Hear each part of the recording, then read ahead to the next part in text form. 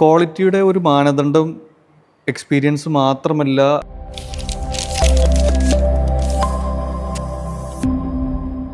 Experience ഇല്ലാത്തത് കൊണ്ട് major വർക്കൊന്നും അവാർഡാകുന്നില്ല എന്ന് പരാതി പറയുന്ന ഒരുപാട് യൂത്ത് ആൾക്കാരുള്ളപ്പോൾ തന്നെ ജിത്ത് 32 വയസ്സിനുള്ളിൽ ഒരുപാട് മേജർ വർക്ക്സ് ഫിനിഷ് ചെയ്തു. ഇപ്പോൾ സെലക്ട് ചെയ്തുകൊണ്ടിരിക്കുക വർക്ക്. അപ്പോൾ ഈ ഒരു ഗ്യാപ്പ് എങ്ങനെയാണ് ടാക്കിൾ ചെയ്തത്? ക്വാളിറ്റിയുടെ ഒരു മാനദണ്ഡം എക്സ്പീരിയൻസ് മാത്രമല്ല എന്ന് ബോധ്യമുള്ള ഒരുപാട് ആളുകൾ നമ്മളുടെ ഇടയിലുണ്ട്. ക്ലയൻസ് ആയിട്ട് തന്നെ. ഓക്കെ. അപ്പോൾ നമുക്ക് കഴിവുണ്ട് എന്ന് അവരെ ബോധ്യപ്പെടുത്തി കഴിഞ്ഞാൽ, ആ ക്ലയൻസിനെ കൺവിൻസ് ചെയ്ത് കഴിഞ്ഞാൽ ആ വർക്ക് നമുക്ക് സ്വാഭാവികമായിട്ടും കിട്ടും. അവിടെ പ്രായ ഒരു വിഷയമല്ല. പിന്നെ ഒരു പുതിയ പാസ് ഔട്ടായി വരുന്ന ഒരു എഞ്ചിനീയർ ശ്രദ്ധിക്കേണ്ട കാര്യം, ഒരു സ്റ്റുഡൻറ്റ് ശ്രദ്ധിക്കേണ്ട കാര്യം, അവരെത്രയും പെട്ടെന്ന് ആ ഒരു നോളജ്, പ്രാക്ടിക്കൽ നോളജ് ഗെയിൻ ചെയ്യാനുള്ള ശ്രമങ്ങൾ അദ്ദേഹത്തിന്റെ ഭാഗത്തുനിന്നുണ്ടാവണം. എല്ലാ ടൈപ്പ് വർക്കുകളും ഏറ്റെടുക്കണം എഞ്ചിനീയറിംഗ് സംബന്ധമായ.